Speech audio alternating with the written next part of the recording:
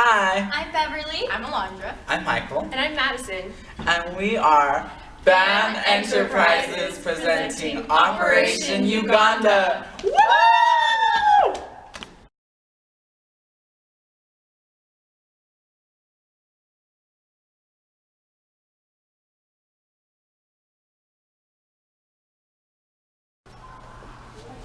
The educational system in Uganda is very difficult to progress through and to be successful in. There are 4 sets of schooling to go through.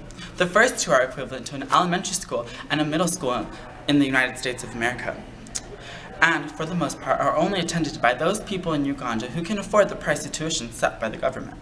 The following 2 are government paid, the first being equivalent to an American high school, and the next being equivalent to an American university. The result of this is that a large population is unable to afford the pricey education. If we fix this and help the educational system to be less elite, it would result in a more inclusive demographic of the Ugandan workforce.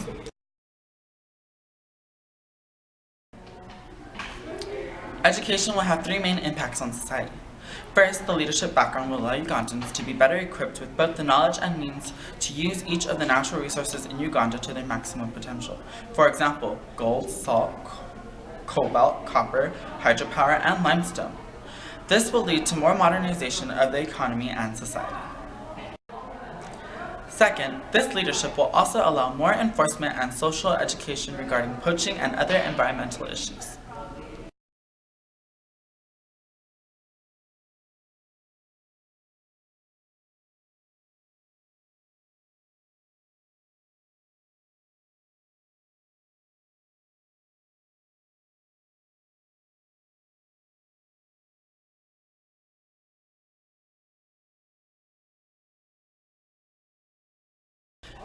The modernization and environmental conservation will encourage tourism, which is a very important economic aspect for Uganda.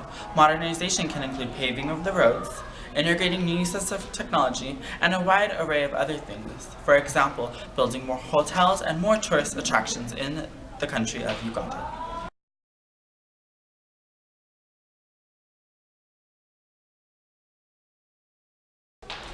Lastly, the specialized education can directly help agriculture. Currently, agriculture makes up about 44% of the economy, but has proven to be unreliable and unstable. With the right amount of training and means to harness the necessary resources, we believe agriculture could make up at least the same amount of the economy, but more likely to be more consistent and stable.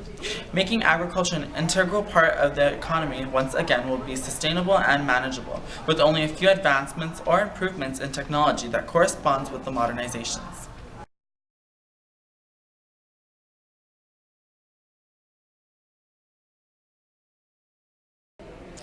This increase in tourism and stability of an economic resource will result in a steady influx of income for many more Ugandans, which will be poured into the local Ugandan community. In turn, these improvements will improve the GDP of the country as a whole, as well as the reputation of Uganda internationally. Ultimately, these small adjustments will allow Uganda to be well on their way to becoming a developed nation. We believe that the government might have restrictions on outside aid and that might hinder any program BAM will be trying to make. Therefore, before we begin to pursue Operation Uganda, we will first closely examine all the foreign policies Uganda has to prevent any complications. Second, we anticipate that the popular brief might prevent Ugandans from trusting a foreign company. There's a good chance that people would be hesitant to trust outsiders and allow them to interfere or make changes to their lifestyle. Because of this, we will be very careful to maintain the integrity of their heritage and not interfere with their cultural background.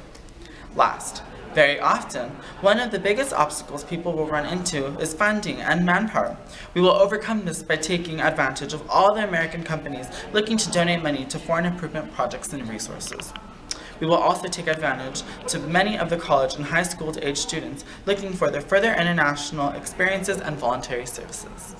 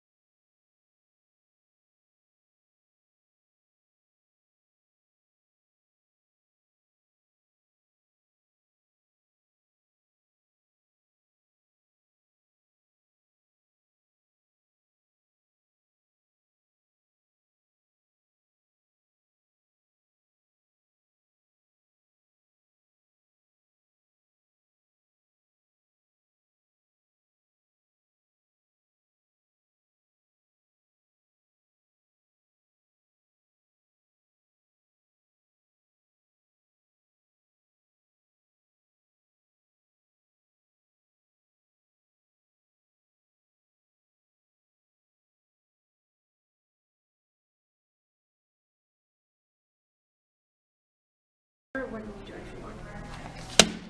Bam.